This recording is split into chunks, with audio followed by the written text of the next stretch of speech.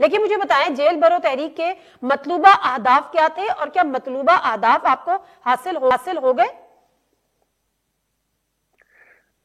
جی دیکھیں گزارش یہ تھی کہ ہمارے مختلف لوگوں کو گرفتار کیا جا رہا تھا، ان کو جیلوں میں ڈالا جا رہا تھا، ڈرایا دھمکایا جا رہا تھا.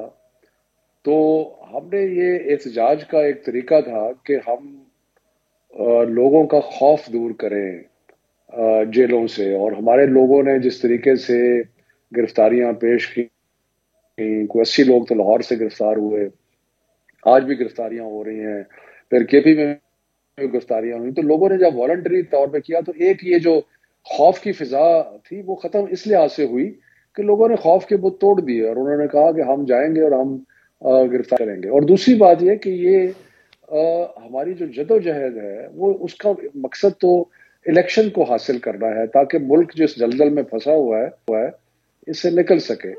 تو اس لیے بڑا ہدف وہ ہے. درست فرمایا. میں آپ کی پوری جو تحریک ہے، پوری جو جدوجہد شفقت محمود صاحب، اس پہ میں آتی ہوں، لیکن ذرا جیل برو تحریک کے جو آپ نے فرمایا کہ تقریباً 80-81 آپ کا ہدف تھا کہ جی 200 کارکن لاہور سے گرفتاریاں دیں گے.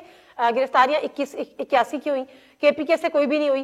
لاہور سے جن کی گرفتاریاں ہوئی ان کے لیڈرز کے اسد عمر صاحب کی اہلیہ پہنچ گئیں کہ ان کو رہا کریں، شاہ محمود قریشی صاحب کے بیٹے پہنچ گئے کہ ان کو رہا کریں، ہمیں بتایا جائے کہ کہاں ہے. سر مجھے صرف ایک بات بتائیں کہ کون سے خوف کا بت، مطلب جب آپ لوگوں کو گرفتار کرتا تھا تو آپ کہتے تھے کہ جی ہمیں ضمانتیں ہو جاتی تھی 2 دن میں، 4 دن میں، 6 دن میں. ابھی جو گرفتاری کا بت ہے یہ کارکنوں نے توڑنا ہے، آپ کارکنوں کا خوف ختم کر رہے تھے سر.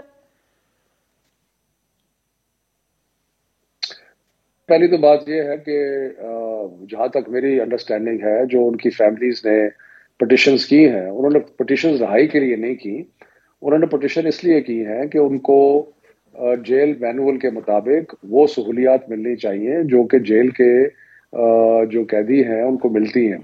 اور دوسری بات یہ ہے کہ جو سیاسی قیدی ہیں ان کو جو جس طریقے سے ٹریٹمنٹ ہونی چاہیے اس طرح ٹریٹمنٹ ہو، کرمنلز کی طرح کی ٹریٹمنٹ نہ ہو. تو یہ کچھ رہائی کے لیے درخواستیں نہیں دیں، یہ ان کے حقوق کا تحفظ کرنے کے لیے یہ درخواست.